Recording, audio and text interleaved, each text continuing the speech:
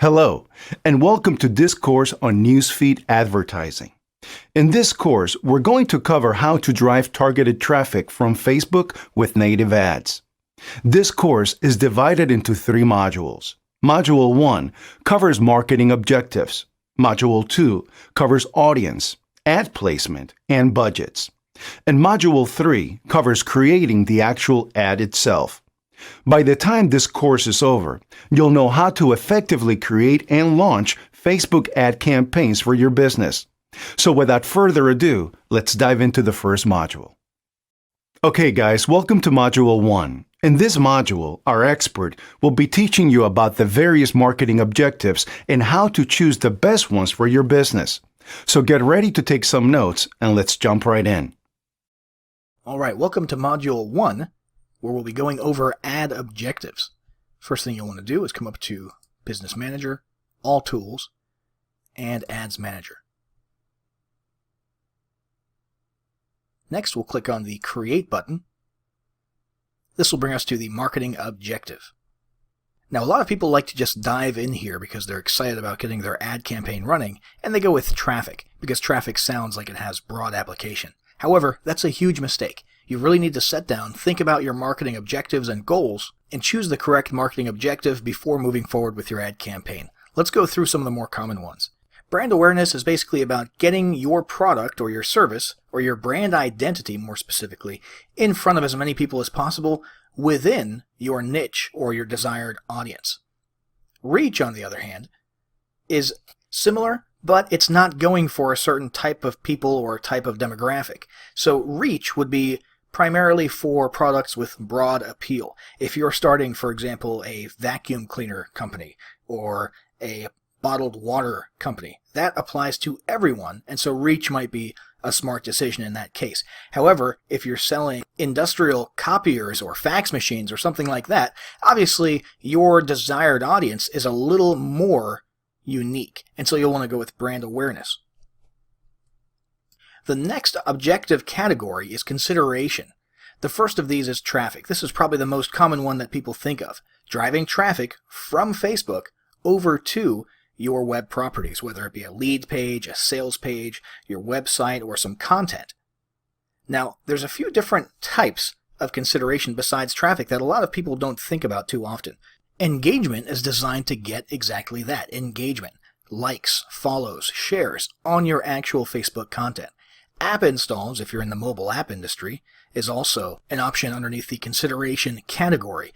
Video views for video content. If your business is video content heavy or video content centric, or if you have viral content that you're hoping is going to increase the reach of your brand, then video views is a good objective to choose.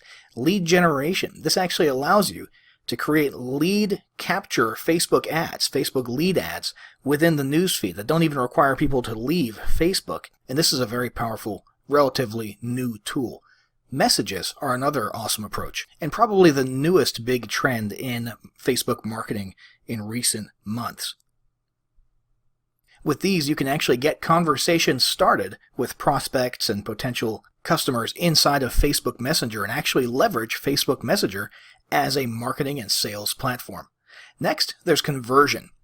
This category is probably what you want to look into if you're really looking for bottom line revenue generation, sales, if you're doing conversion rate optimization, if you're driving traffic through funnels and you're trying to create a self-liquidating offer, that type of thing. Conversions are different from just general traffic because you're driving specific types of actions inside of your web properties or across multiple pages of web properties, and Facebook will actually tweak and affect your ad performance based on these goals, and with the help of conversion tracking, which is also provided by Facebook.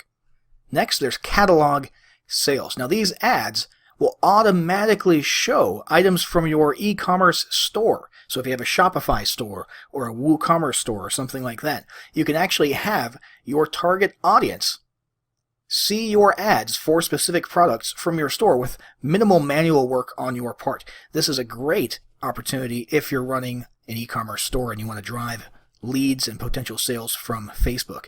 And finally, there's store visits, which basically means foot traffic.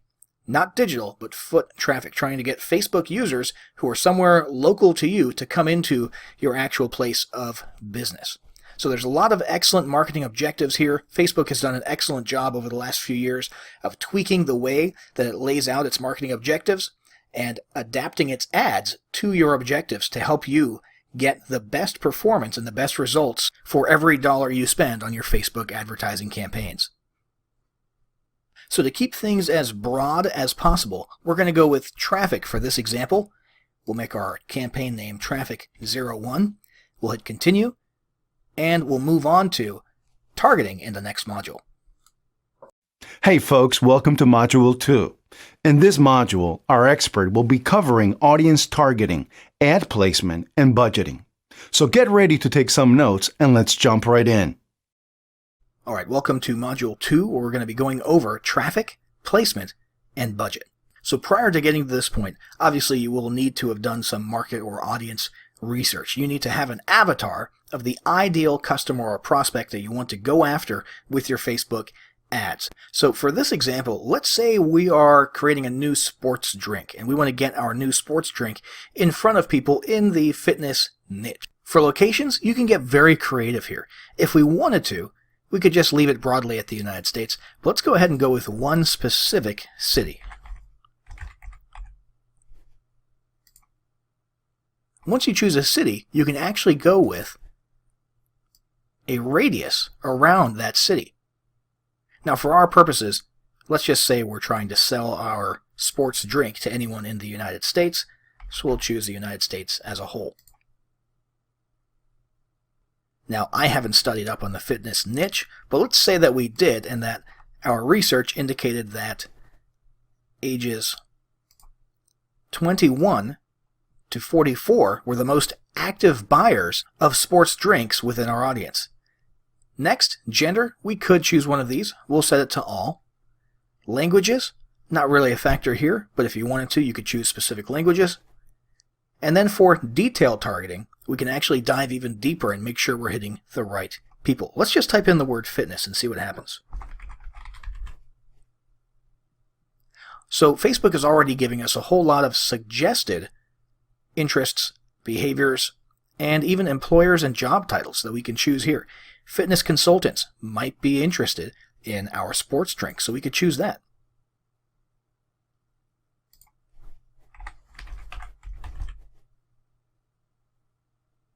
Physical fitness as a general interest has a huge following, 311 million. That might actually be a little too broad. So let's go with men's fitness, a little bit more narrow. And while we're at it,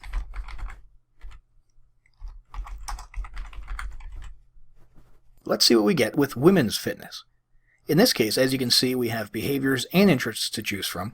We can actually go with women's fashion and apparel buyers, women's apparel, women's fitness plans, but the real golden nugget in this list of suggested targeting is going to be Women's Health and Fitness magazine. Women who have been identified by Facebook as having interest in this magazine are a very powerful market to go after for a fitness product. It's not just someone who at some point in the past liked a page that had something to do with fitness. This is a specific brand, an actual magazine that exists, and we can imagine that the people who are listed by Facebook as being interested in it might even be subscribers to the magazine, or at least dedicated followers on social media. So let's say that we're good with this set of targeting right here. Let's say we want to narrow it even further. Let's say 3,500,000 is a little too big of a reach for us on our first ad run, for whatever reason. Let's go to narrow, and we'll type in another interest. Let's try gym and fitness clubs. Now, when we chose that, our audience shrunk to 150,000 people. And that's because Facebook uses AND logic instead of OR logic between these two boxes here. We're narrowing. So in this case, anybody who wants to be in our audience must be a part of this audience and any of these three, rather than this one or this one or this one or this one. That's what narrowing does. It's very powerful. In this case, we actually narrowed our audience a little bit too much. So we can click X to remove that and logic, and we'll proceed forward with our 3.5 million people potential reach. Moving on to placements. It's becoming more and more recommended to choose automatic placements because Facebook, as a platform, is very smart. It knows what's going to get you the best results most of the time. If you wanted to come in here and manually choose your placements, let's say you have an actual practical reason for only wanting people on mobile, or only wanting your ad to show up in the newsfeed instead of the sidebar, or only wanting your ad on Instagram, you could certainly come through here and mark each of these. You might have a reason for this having to do with your audience research. Perhaps you learned that the most active purchasers of sports drinks make their purchases on mobile phones. Now, that doesn't sound very likely, but just as an example, you might have a good reason for doing this. However, for starters, you might want to let Facebook do the heavy lifting here and go with automatic placements. And after you've run your first 1 or 2 campaigns, then you can look back and see which placements performed best, and then start manually choosing those in the future. In this case, you're taking the risk out and letting Facebook do all the hard work on your first couple of campaigns, and you can use that data later on to make your ads perform even more efficiently. So let's move on to budget. Now, budget is an incredibly important factor of your campaign to get right because it will significantly affect the performance of your campaign. Now, the first decision to make is daily versus lifetime. If you were to go with a lifetime budget, you'd basically be setting a max amount to be spent during a specific period of time for your ad campaign. If you're going with an evergreen approach, meaning your offer isn't going to expire or you're not working with a hard launch period, daily budget might be best. And basically you'll be deciding how much you want to spend per week in this case. Now, let's move to run my ad set continuously starting today. You'll see in this case, you'll spend no more than $140 per week, but the daily amount will vary.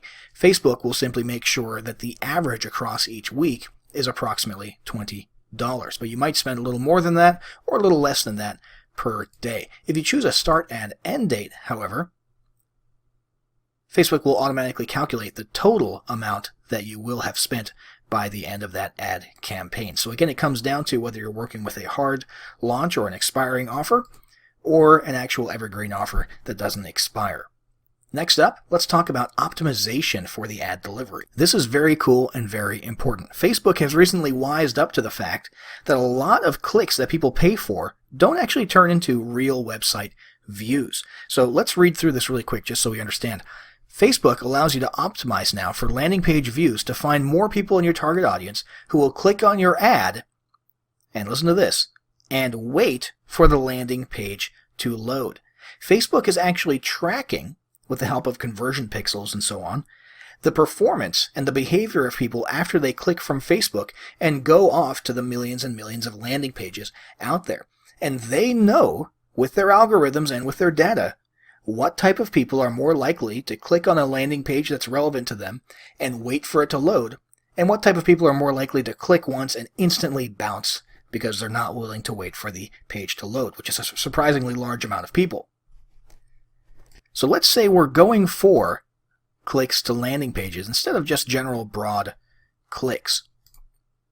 Now, other options here would have been impressions, which basically you're just paying for how many people are going to actually see your ad in their newsfeed or pop up in their sidebar and so on. Or daily unique reach, which basically sets a maximum for people to see your ads once per day. Now, we'll stick with landing page views for the purpose of this example. Bid amount. So this should be left to automatic, especially if you're new to Facebook ads. You're letting Facebook do the heavy lifting once again, just as we are with placements, and they will figure out what the most optimum bid strategy is. Don't worry about choosing this and thinking that Facebook is going to rip you off and make you pay more than you should be for your ads. Facebook knows that the better performance and better bang you get for your buck, the more likely you will be to continue giving them more money. So they will make sure that your ads work as good as possible. Now, if you wanted to go the manual route, you'd actually have to choose your bid amount and set it per landing page view. Again, that's an actual view, not just a click. If you've been doing this for a while and you know your numbers really well, let's say you've got a sales funnel in place, a lead generation and a sales funnel, and you've already calculated the lifetime value of every customer and the potential value of each lead, and you've got an idea of how much you're willing to spend per landing page view in order to acquire a lead, and know full well that you'll break even or come out with a profit based on a certain bid amount, well then go ahead by all means and go with manual. However, if you don't have all of that data already set up, if you haven't done all the math already, and if you're new to Facebook ads, highly recommend you go with automatic and let Facebook do all of that mathematical and algorithmic heavy lifting for you.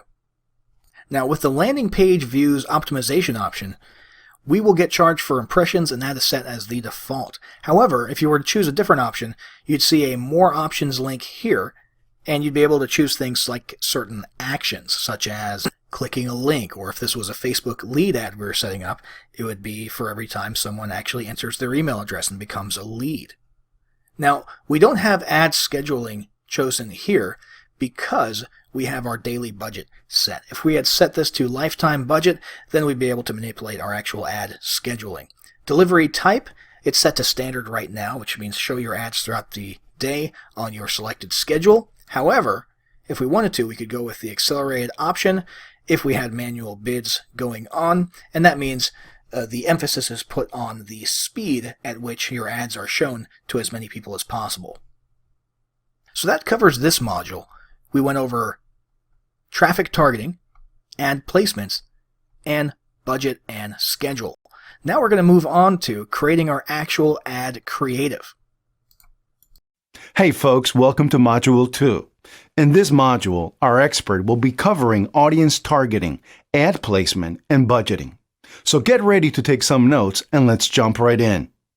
Alright, welcome to Module 3. In this module, our expert will teach you about how to create the actual ad itself. So get ready to take some notes and let's jump right in. Alright guys, so here we are on the ads creative page. Okay, now the creative refers to literally the ad image or media plus the text. Okay, the actual thing that's going to be seen by your prospects.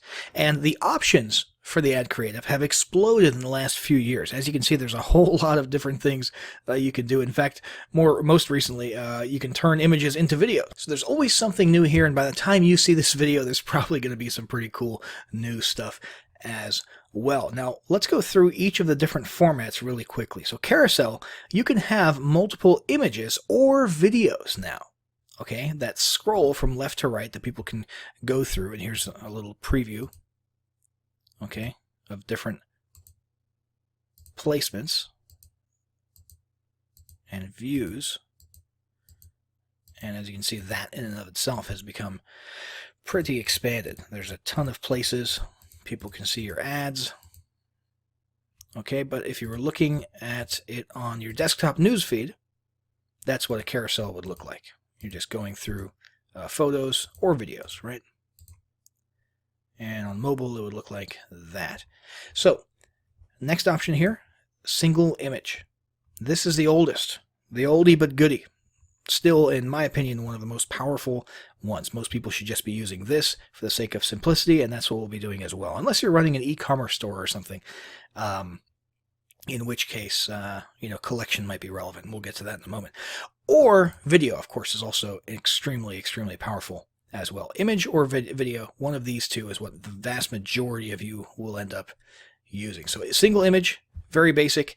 The image is not the ad. That's very important. A lot of people come in here and they think they're going to make an image and they're going to have a bunch of text in the image, trying to convey their message. That's not how it works. In fact, your reach can actually go down considerably if you have too much text in your image. Okay, they got rid of the old rule where your ad would be disapproved if it included more than 20% text, which was kind of hard to map out. You used to have to use a little ruler and make sure you would see little quadrants or sections, and it would tell you if your text took up more than 20% of your ad. But now, instead of disapproving, it just affects your reach, which is not good. You want to make sure you maximize your reach. So the image is not the ad. It's very important. You want a compelling image that makes people stop and look, and then the ad is in the copy. Okay, it's in the text. All right, I see a lot of people trying to do Facebook ads, and the text is almost nothing. It's a couple of lines, and then the ad is right there, and they try to squeeze, just as much text as possible, but stay within 20%. And that's just not how Facebook ads work. That's not good practice for Facebook ads. Okay, so we'll probably end up using this for our example today. But first, let's go on to single video. Okay, basic video ad. All right. It says recommended length up to 15 seconds. You can go longer. Okay, but if you want the max reach and retainability, retaining people's eyeballs on your video, then 15 seconds, up to 15 seconds is good. They're recommending short messages, short but sweet messages that get people to take action, right? And also having a shorter length increases the chances that it will be able to show up on placements, other placements as well. So for Facebook, 240 minutes max is pretty long. But for Instagram, you'll see here, that's pretty short, 120 seconds. Okay, so you're limited there to just 2 minutes long, or it won't be able to show up on Instagram if you chose that as a placement. Rewarded video is the final one where you have actual restrictions on placement, and that's 30 to 60 seconds. So if you're interested in these placements, you want to try and make it as short as possible. If not, then hey, go for it. 240 minutes. Why not, right? The next option here is a slideshow. Okay, it's basically a video ad that loops through a bunch of images. Okay, you can show 3 to 10 images in a video up to 15 seconds long, and that's pretty cool. Okay, I see a lot of those. Collection is usually, a lot of people could potentially use this, but usually collection is e-commerce. Okay, where you have a collection of multiple physical products in a series or a line of products, and you want to showcase those, then you could use collect. So we're going to go with single image for our ad. And we're going to scroll on down, and we're going to have to choose an image. Now, you can choose free stock images from right here within Facebook, which is pretty sweet. So we're going to say we are offering phone closing or phone sales services. All right, so let's go ahead and type in a phone and see what that brings us.